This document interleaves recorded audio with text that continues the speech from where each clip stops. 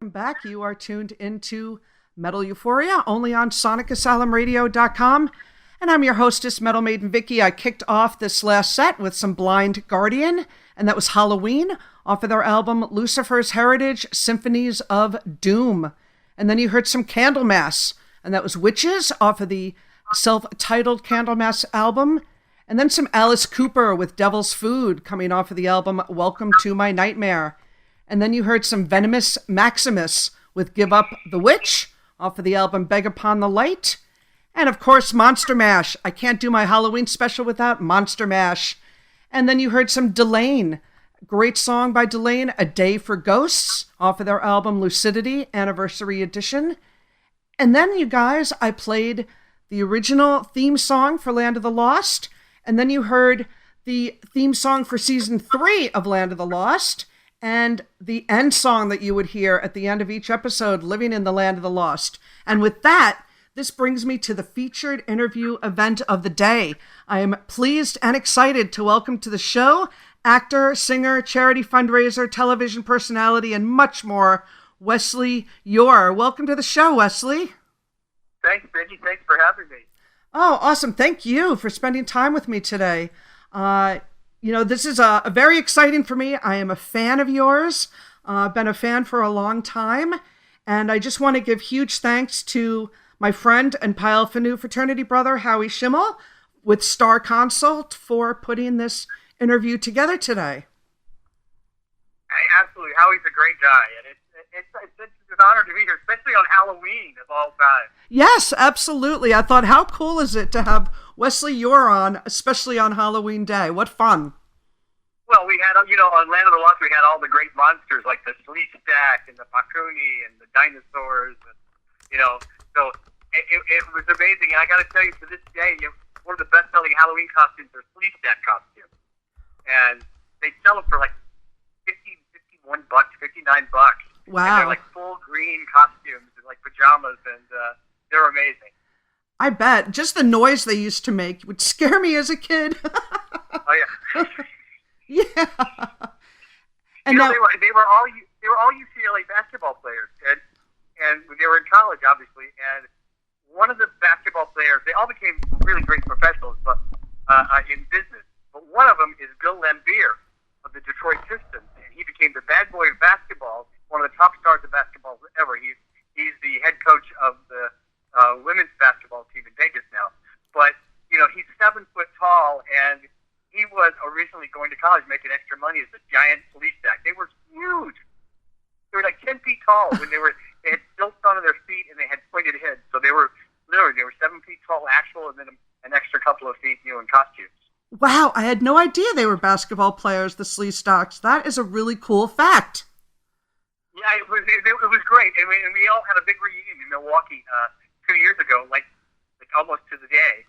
And 4 of the Sleestacks showed up, and the guy who plays my dad, and dad played Chaka, and Ta and Sa, who's Chaka's mean mom and dad, and Holly was there, Kathy Coleman, Phil Bailey.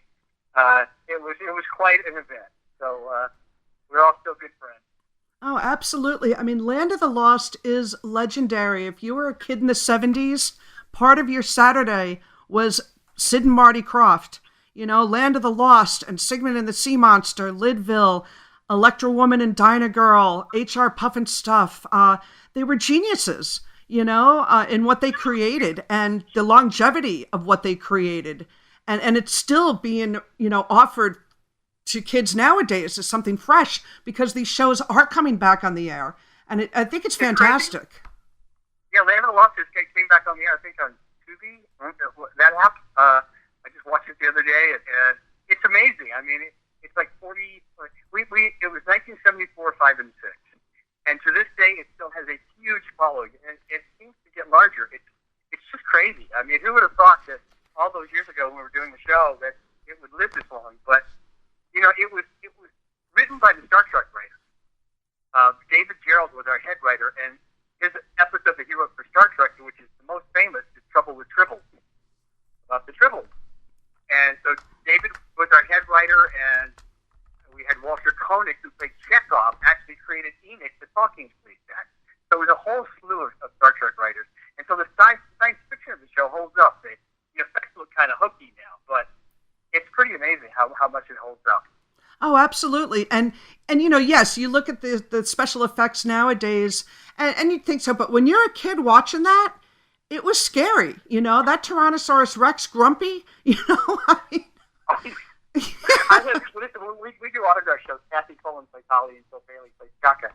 We do a lot of autograph shows, and people will come up and say, listen, I couldn't sleep at night. The sleep stack scared me. And I talked to Marty Croft, and Marty said, the sleep stack, I think were introduced either in the second or third episode. He said the ratings went through the roof when the sleep stack came on for the first time and became NBC's #1 show. Wow, that's amazing.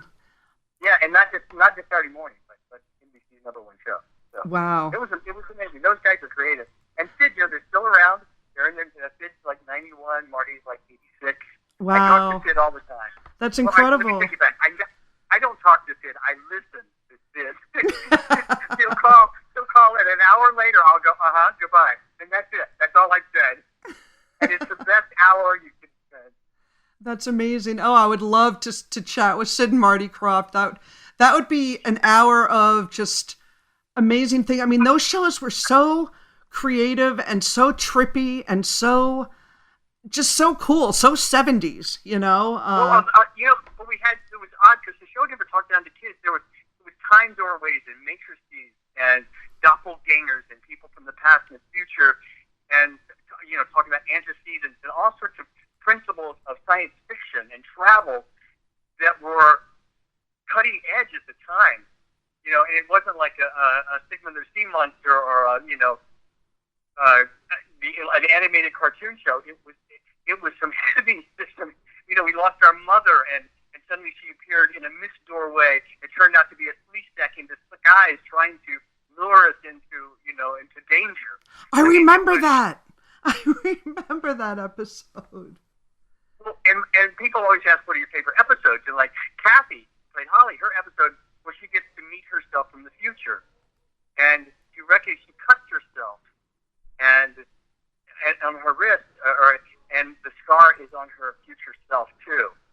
It was really amazing what they did, and this was, I think, written by D.C. Fontana, who was she just passed away, Dorothy, and she was one of the greatest science fiction writers of all time. Because back then they were just starting, so Sid and Marty Croft could afford them because they were cheap.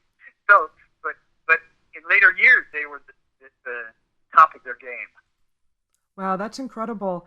I wanted to give a shout out to some people that are listening in the chat room with us. We have Kenneth Melvin, he's up in Canada, and my sister Lori has joined us. And she says in the chat room, Land of the Lost is great still on a Saturday morning at 6 a.m. LOL. Love that banjo and the theme song. The incomparable Steve Bello, a great instrumental guitarist from New Jersey. He says the banjos are evil, LOL. And we also have Rain hanging out in Arizona. He is our Wednesday night DJ here. And we have a Geronimo listening out in North Carolina, another Pile for New Fraternity brother of me and Howie's. And a bunch of other people tuned in. We got people in Canada. There was some people actually out in India and some out in California and all over the place. So, welcome you guys. I'm so glad you're here and that we are live with Wesley Eure today. Now, getting back to Land of the Lost. Now, when that show first started, you were fairly young. I know you weren't brand new in the business per se.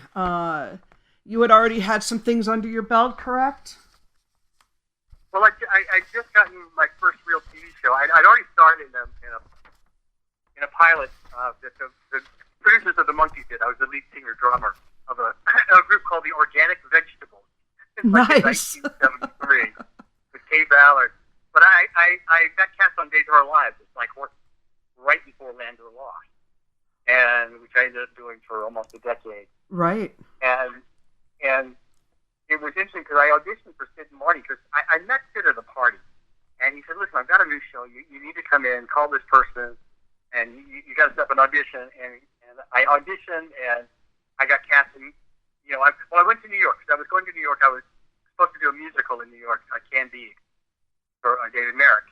And I was in the hotel, and I got a call and said, "Hey, you got Land of the Lost." And I was going, "I don't know." I was 20 years old. I go, "I don't know if I want to play 16." but thank goodness I said yes, because it's been really a great roller coaster ride with that show in my life. So, it's amazing. And you hear a lot of actors that are so like want to put down what they did when they were younger, or they want to, not talk about it. But you know what? We're so lucky to have had that experience and to have touched so many lives. And we get people that come up to our table, because remember, it was Saturday morning, and every kid were waking up and sitting in front of the TV with their Cheerios and watching Land of the Lost. And we had one guy come up to me, this young man, he's 50 for me, young man, I'm an old guy now. But Kathy and I were sitting there, and he started crying, and he said, listen, let me tell you something. My mom and dad were getting a divorce, and he said, I didn't know how to deal with it. I was devastated.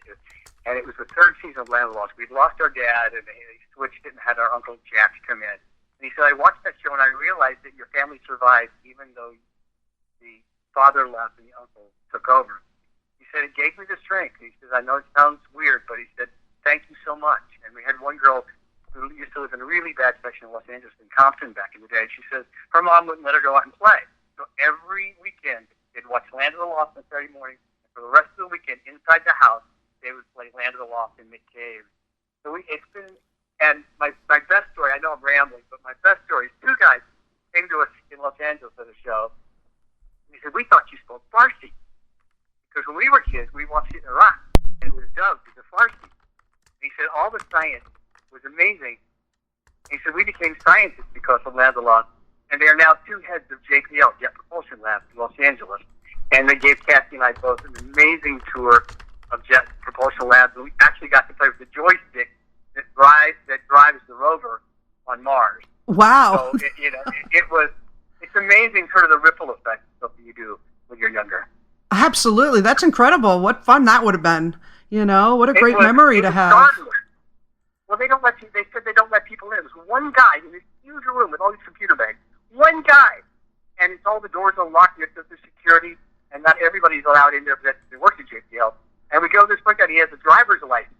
And he has the Mars driver's license. And he had a license for all the different, he had driven all of the different ones that had landed up to that date.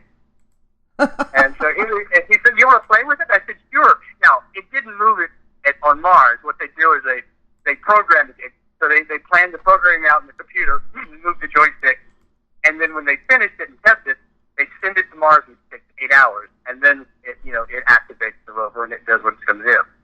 So, but it was a joy. Oh, I bet. Now, the three songs that I played leading into the interview, of course, the original Land of the Lost theme song, the second one for the third season when Uncle Jack came on the scene, and the end song that you heard, you sang all three of those songs. I did. It was fun. Yeah, Marshall, Will, and Holly on a routine expedition. Yeah, it was great. And it's amazing how many rock stars have done a cover of that song, like Tenacious D, Jack Black. He rocks the opening song and the end song, which is my favorite. When I look all around, I can't believe the things I've found. Now I need to find my way. I must find me. So the song has made its way into a lot of different movies like Bubble Boy for Disney. Jake Gyllenhaal, his favorite show is Land of the Lost. He's in a bubble because he has supposedly a health condition. And he rocks out the closing theme song. And he rides a dinosaur, and he dresses like me and wears a gold chain like I used to wear. That's so cool. It's been fun, yeah.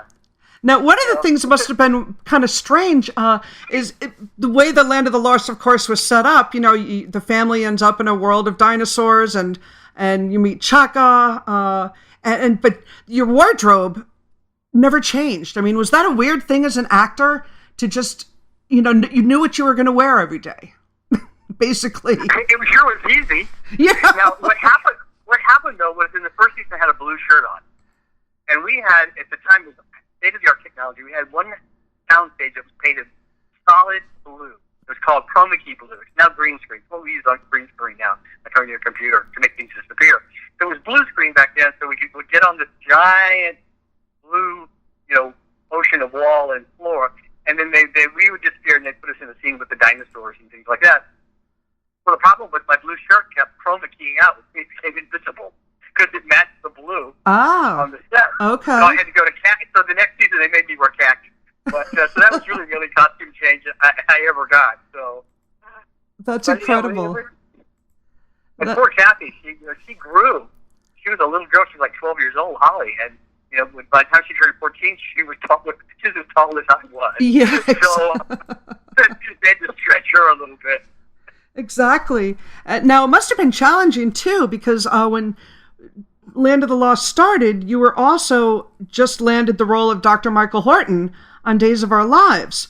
And how was it for you to struggle both of those jobs? As you said, at the age of 20, you're in one character where you're in a dinosaur world one day, and the next day you're in soap opera land, you're in hospitals and big mansion type homes. And, how was that for you, Wesley? Well, the only reason I got to do it was both shows were NBC. So they made a deal that I could shoot all my scenes on Days of Our Lives in the morning, which made all the other actors on Days of Our Lives hate me. Because I would go in, shoot my scenes, and leave, and they had to wait around till I finished. So for 3 years, I was not the most popular person during the filming season. So in the morning, I'm crying that my girlfriend's leaving me, or that the mafia is after me, or that I'm having sexual problems. And in the afternoon, I'm going, run, Holly, run! There's a dinosaur! And it was a little schizophrenic. But the fun story about it is I'm sitting there, we took a break on Land of the Lost and General Services in Hollywood, which was the old Charlie Chaplin studio. And Deidre Hall, who I did not know, was playing Electra Woman in Dinah Girl, for Sid Marty Croft. Yes. And she comes over to me and she says, listen, I got an audition for Days of Our Lives, and I know you're on the show. I said, I know what they're looking for, Deidre. Here, let me work. So we worked on her scene together. And not that I got her the show by any means, because she's so talented. But she auditioned, and, to this day, she's the granddad now of Days of Our Lives. Oh, absolutely. Doc, Dr. Marlena Evans. I am a huge fan of Days of Our Lives. I started watching it when I was 12 years old. And so let's say that was the late 70s.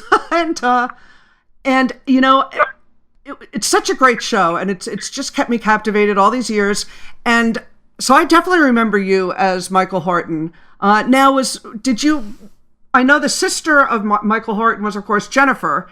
Was she on a character back then when you were on it? She would have been just a... Yeah, she was born. She was born, right, okay.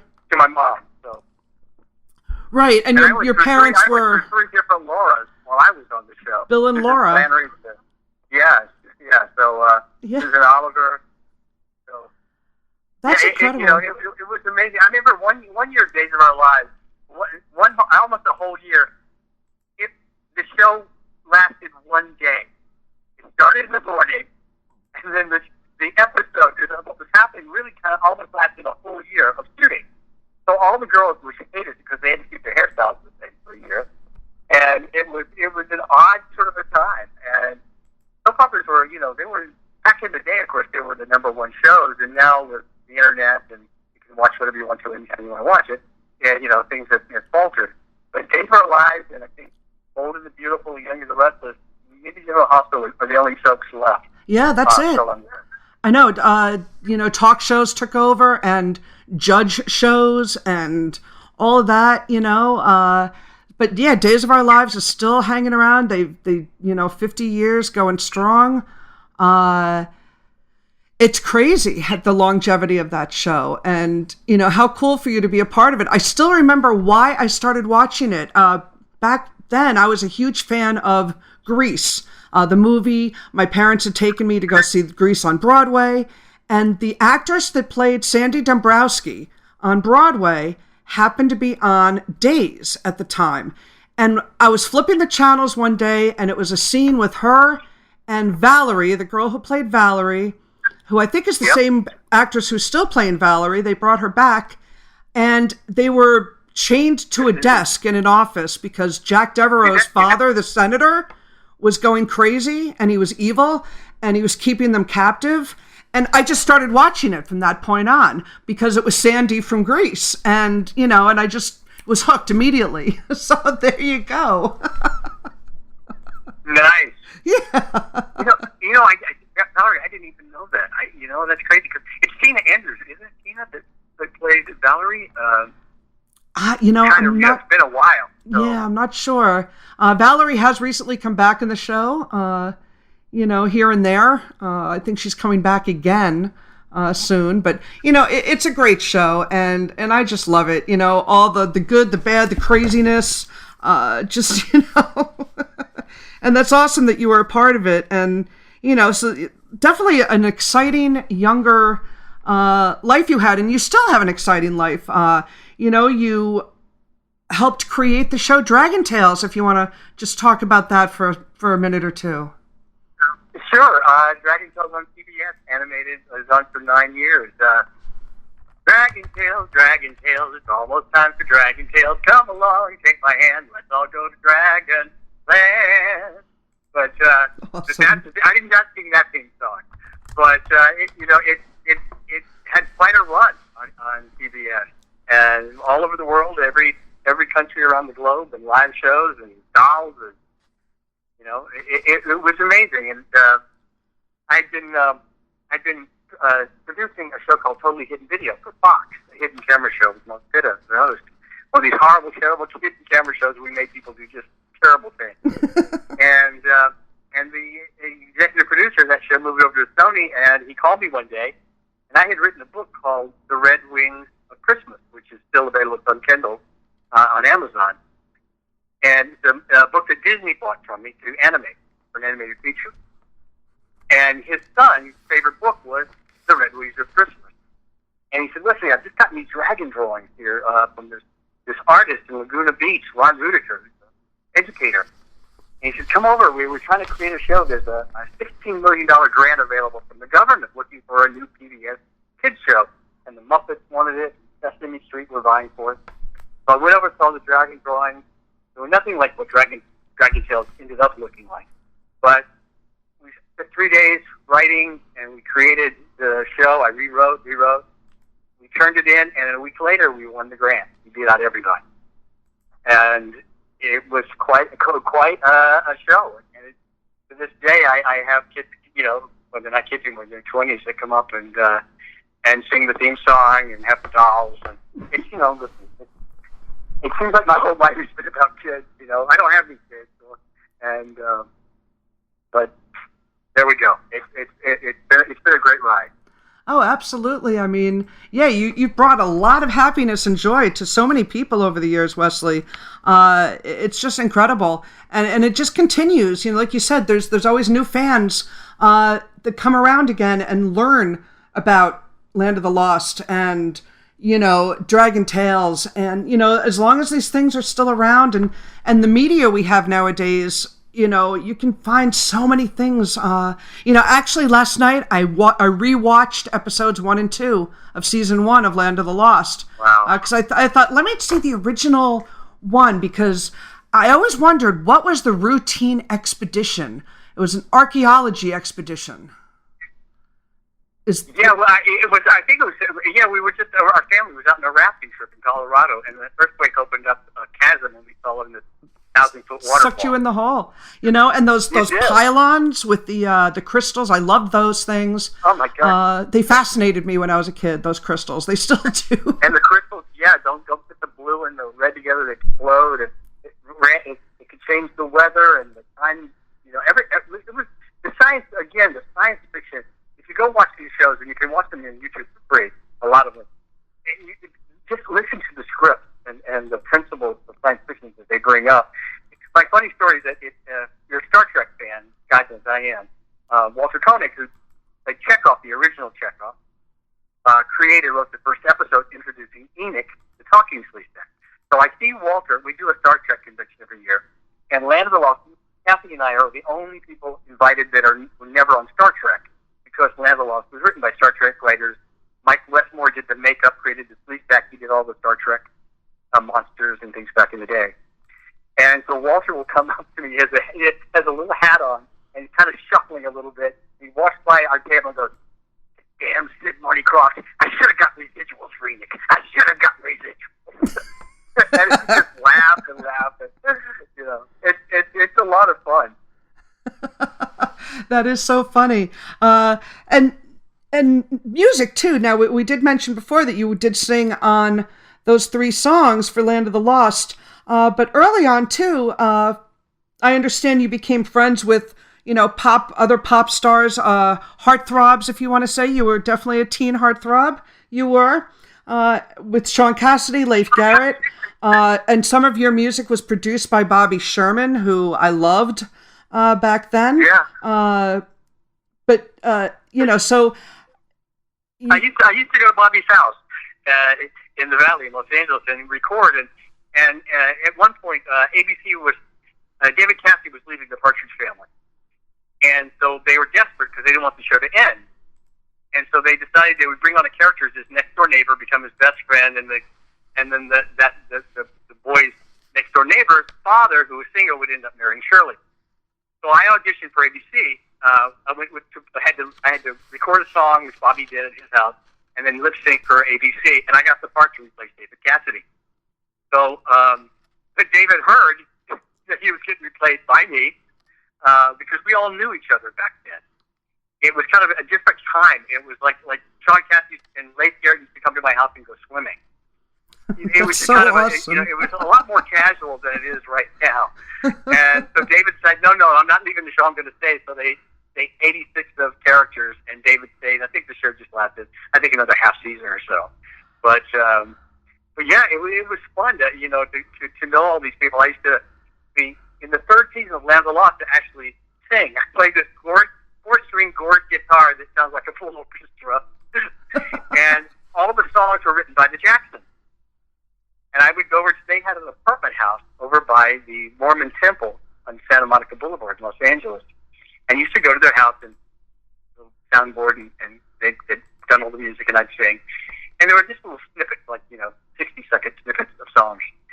And it was interesting, because suddenly you were there with the Jacksons and in their apartment house that they owned. And what was odd, and I got to tell you, I remember there were no light switches. I mean, there were light switches, but there were no light switch covers on the light switches. And I kept thinking, these guys are really rich. Why don't they have covers on their light switches? That's so but they were good. We're terrific guys. And wow. It was a different world. It was a different world back then. It definitely was, I mean, of course, I'm a kid from the 70s, and, just seeing all of you in the magazines that I used to get, the Tiger Beat magazines and Super Teen and all of that. Just my walls were covered with everybody. So I could just imagine what it was like back then. I mean, Sean Cassidy was my very first concert. My dad took us to Madison Square Garden, me and 5 of my girlfriends, took us and stayed at Madison Square Garden and endured the Sean Cassidy concert. And and in that concert, who was playing the bass guitar? No, who? And it was Billy Mooney, who starred in Lost in Space, was the boy in Lost in Space. Who was also Barnes and Barnes. Yes, and he was playing, and I just found that out last week because Billy posted something on Facebook about the Sean Cassidy at that Madison Square Garden. He said I was the bass player. Really? Wow. That just gave me goosebumps, Wesley, because that I would have had no idea, being the age I was when I saw Sean, and my sister, actually, she's the one, she was into the Fish Head song, and when I learned that was Bill Mooney from Lost in Space, I thought, really, wow, with a completely different avenue for him to go. So that's Absolutely. Pretty cool. That's pretty cool. Yeah, he was a big celebrity, and he was just in the background. Wow, I'm just learning these cool things and today. People I don't know if you watch Shazam. I mean, Shazam was Friday morning. Michael Gray was he was on more covers of Tiger Beat and 16 during that day. And and now I talk to Michael, and our paths cross when we do these shows, and it's kind of fun to sort of see everybody again, and going to these autograph shows, which we just love. Because it's like homely for us. I mean, I run into Leave It to Beaver cast, which when I was a kid, I was like, I wanted to be them, and all the different people that we run into, and people I've always wanted to meet, and I now get to hang out with, and that's just that's the fun part of having had this experience of being in a show that was a hit back in the day, and it allows the doors to open to be able to go and have lunch and stuff. And I don't take it for granted at all. I I'm from Mississippi. I was a little kid from Hattiesburg, Mississippi. Nobody in the business, my family was into business. They were all educators. And, and here I am, in this world that I never dreamt of. Well, I dreamt of it, but my family could never even conceive of. I just feel every day I am thrilled to have been a part of it. Oh, absolutely. I know I'm sounding like Pollyanna, I know. But it's actually true. Pollyanna, yeah. And also... Pollyanna's my spiritual leader. There's a little girl that goes into a house where everybody hated each other for 20-something years, and in a week's time, they all love each other. So she's my spiritual leader. Yes, love Pollyanna. And also, you did some stage shows as well. And one play that you were in, that you starred in, is one of my favorites, Joseph and the Amazing Technicolor Dreamcoat. Yeah, that's amazing. That was amazing. And one of my dearest friends actually originated the role, Billy Hutton, and he's sort of goes out from New York. But yeah, that show, and I did Butterflies Are Free with Allison Arngrim, who was Nellie Olson. Yes, Nellie Olson, yeah. So Allison and I it was like, the story of Donnie Darky's blind, and that's his girlfriend living next door. And so we got to do that in the Fiesta Dinner Playhouse back in San Antonio in the day. So it's fun, and it's fun. The other night, somebody said I starred in a horror film. I've gotten a couple of horror films since it is Halloween, after all. Right. I starred in a movie called Toolbox Murders, which was Stephen King calls one of his top favorite horror movies. And it's a cult. It's got a cult following now. It was. Listen, here's the thing. It was the 1979 drive-in hit of the year. Oh, really? Okay. Yeah, it was Cameron Mitchell and Pamela Ferdinand, and it was on. It's on for free on Tubi or one of these stations. And like, just go Google it, and you can. Well, I watched it. It was so odd to be able to see that because I'm not a very nice person in this movie, so I won't give it away. But trust me, I'm not a nice person. I have Roku. Fun to play the villain. And I'm going to ask my Roku later to find the Toolbox Murders. You said on Tubi? I do have that channel. I think it's series one of those, and it had they redid it later in the 90s. But we're the original, and Cameron Mitchell was amazing. If you know his work and all. Yeah, different kind of role for you for sure, Wesley. That's awesome. That was fun. Yeah. Now, going back to music, are you still doing anything musically? A little bit. I just created a new reality show that we sold. I can't disclose what it is because they have to announce it. The production company's going to announce it, and the network's going to announce it. So they won't let me announce it. But it's going to be a terrifying show. A terrifying show, and it has to do with music? I cannot tell you anything else, but hopefully we'll be able to make the announcement within the next few weeks. I am intrigued. It's something that we've been working on for 2 years, secretly with the network. I am definitely intrigued. Absolutely. And it fits right in with Halloween, so it'll be right. It's the perfect day. I wish I could say something. Oh, excellent. Rain in the chat room, he goes, I used to watch Dragon Tales. And Steve Bellow, he says, no idea that he did Dragon Tales. Yeah, we are learning a lot today, Wesley. This is very, very cool. You have learned more than you ever wanted to know. Well, no, I mean, like I said, I am a fan. If you could see me right now, I'd probably be blushing. It's awesome.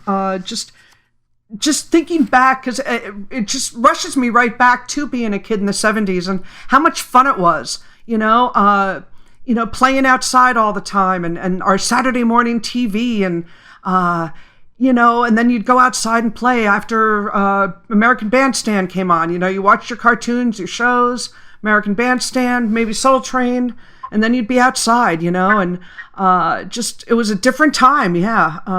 And I still have a lot of those magazines too, the 16s and the Tiger Beats, and maybe they're not in the greatest condition, but I still have them.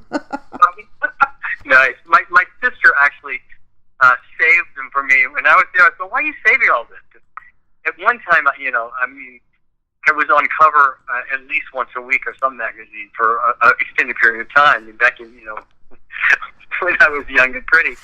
And oh, you still are, Wesley.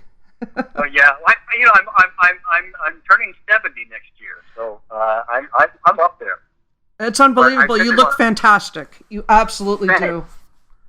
But I said to my sister, I said, "Why are you saving this?" And she said, "Wesley, one day when you get old, you're gonna want these." And you know what? I'm so thrilled that he had that foresight, because just went through the attic the other day and was going through everything and found all my old scripts from Land of the Lost and all the magazines for 16. There were like boxes and stuff like that. So for me, they're like my old home movies. Right, absolutely. And we were mentioning before how much you like going to these conventions. We were talking offline that this weekend was actually supposed to be the Chiller Theater Convention in New Jersey, in Parsippany, but due to COVID and the way everything has been this year, they were not able to hold the event. But they're trying to do their best in all of these online virtual meet and greets. And I wanted to, definitely get into what's coming up on November 7th through the 14th. And that is going to be at Wizard World for Land of the Lost. And it's going to be you on the panel, as well as Kathy Coleman, who played Holly, and Phil Paley, who played Chaka. And it's going to be a free panel on November 7th. There's going to be a rewatch party on November 11th. Live chats November 14th. And you can purchase virtual experiences by November 13th. And it's very cool. Basically it says Wizard World Virtual Experiences presents Land of the Lost. We're bringing you Kathy Coleman, Wesley Eure, and Phil Paley from the cast of Land of the Lost, featuring a free live Q&A, live video chats, recorded video messages, and autographs. And I'm going to put the link in the chat room so everybody can check it out. And there's certain things, that you can purchase. So if you want to just maybe talk a little bit about, so on November 7th will be the actual live Q&A with the three of you. Yeah, this is we've never done one of these before. Oh no, and okay, this will be the first. He's one of the great convention promoters. But Kathy Coleman and Phil Paley, we have more fun together. We're truly like brother and sister. I've always said that the Cross didn't just cast my TV family, but they cast my real life family too, because we're all really close. Kathy's like my sister. Chaka's like my pet. He's a monkey boy. But we have more fun and we'll laugh and giggle. And this is just going to be where you can ask questions, and we'll be live on Zoom. And it should be a lot of fun. And we'll get to play and cast. They're just a hoot. They're a lot of hoots. And I'm going to make them sing before Land of the Lost. Kathy and Phil, as little bitty kids, were in a commercial together. And they sang a song, which I'm going to make them do in Wizard World. Awesome. So it's going to be fun. That will be fun. And I believe it will be live streamed on YouTube, on Facebook, and on Twitch. Yeah, this is new for us. So, please join in and help us out here, because we don't know what to expect. It's the new way of the world.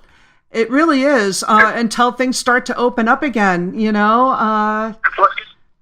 like when I hang up here, as soon as I hang up, I have a weekly Uno game, and it's with four of my best friends. A girlfriend of mine from England, a friend from Los Angeles, and another friend from Palm Springs, and we play Uno for 4 hours every Saturday. We Zoom each other so we can laugh and giggle and insult each other, and then we play electronically the game online with our phones or our iPads, and it is so much fun. But we all in this time have found a way to reinvent our lives and to find joy. Absolutely, and that's fantastic. And I know we are getting close to that time, Wesley. We have about 3 minutes left. So just to kind of round things up, definitely want to invite everybody to check out this Wizard World event. And I did put the link in the chat room. The links have been posted on my page, on my personal page, and on my Metal Euphoria show page. And it's going to be a lot of fun, I think, just seeing how How is Kathy now? How is Holly, as an adult, and Chaka, how cool is that? So definitely I invite everybody to check this out. And is there anything you would like to say to the people listening and out there today, Wesley? Just thanks for remembering, I really appreciate it. And, one of the things I love about Phil Paley, who played Chaka, when he got Land of the Lost, he was the youngest black belt ever in the United States of America. Really? And that's how he got the job. He was on The Tonight Show with Johnny Carson, and his sensei was Chuck Norris. And there's a video clip. If you go, it's the funniest thing you'll ever see. It Johnny Carson, Chuck Norris, and Phil Paley. I'll leave it there. Just go watch it, and you'll laugh your tail off. All right, yeah, I'm actually putting it on a sticky note right now, and I will watch it later after my show. That's incredible. Vicky, thank you so much. I mean, what an honor to be your guest, and I really appreciate it. Oh, well, Wesley, I definitely appreciate that. That's very kind of you to say, and right back at you. I'm extremely honored that you took out the time today to be on my show. It's been a lot of fun, and I would like to play some music for you in my next set. Now, what is typically your favorite kind of music? And it could be anything. My gosh. You have a favorite band, or? Well, it's Halloween, so if I pick the Beach Boys, you'll hate me. Oh, I love the Beach Boys. Are you kidding me? Oh my gosh. I listen, with what's going on the planet right now, I like to find joy and happiness and frivolity where we can. So I love the Beach Boys. Okay, how about something like Good Vibrations? Perfect. Perfect. All right, I will play that in your honor, Wesley. And again, thank you so much for taking the time with me today. It was an honor meeting you. We learned a lot of really cool things today, and I'm just overall just very excited. This was a lot of fun. You really made my Halloween weekend. Well, thanks a lot so much. And our listeners as well. All right, and you take care, and I'm sure we will keep in touch via Facebook and Howie. Yes. Thanks again to Howie Schimmel. All right, Wesley, have great time with your card game, and we will be in touch. Okay. All right, take care. Bye-bye. Bye-bye. All right, guys, there you have it. Wesley Eure. What a great, interesting, fun guy. That was just so much fun. Love it. I'm just, and it is. It's when you're a fan, and it's something that goes back to, your nostalgia and, thinking back of, being a kid back then and what it was like, and just good memories, good memories. So I'm going to pull up some Good Vibrations, and let's see. I know it's on the album, and I love the name of the album that this Beach Boys song is on. It's called Smiley Smile. Yeah, all right, so here we go. This is some Good Vibrations going out to Wesley Eure, and then we're going to kick back with some more Halloween stuff. And we're hanging out. Sonic Asylum Radio, Metal Euphoria.